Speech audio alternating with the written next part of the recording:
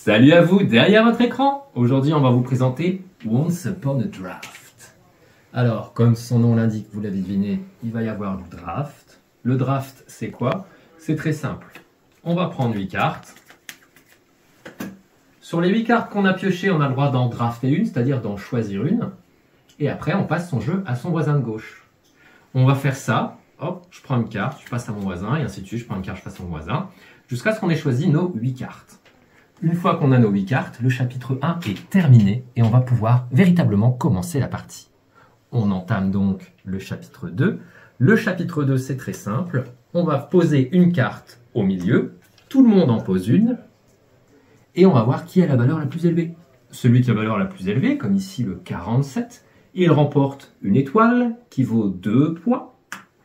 Et après, on applique tous les effets des cartes. Alors en général, les grosses cartes comme le 47 n'ont pas d'effet, parce que 2 points, c'est déjà très bien. Là, par exemple, j'ai Peter Pan, qui me fait gagner un cœur par chaque autre symbole enfant. Il y a un symbole enfant ici. Je récupère un cœur qui vaut 1 point.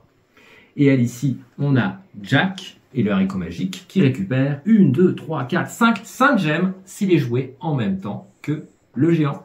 Et les gemmes fonctionnent par paire. C'est 1 point par paire de gemmes. Si vous avez une gemme qui est toute seule, 0 point. Il n'y a pas de 0,5 points ici. Et une fois qu'on a appliqué tous les effets, tout le monde reprend sa carte et la pose face visible devant lui. Et on peut jouer une carte suivante et ce sera entamé par celui qui a remporté le pli. On va donc jouer nos 8 cartes et ce sera alors la fin du chapitre 2.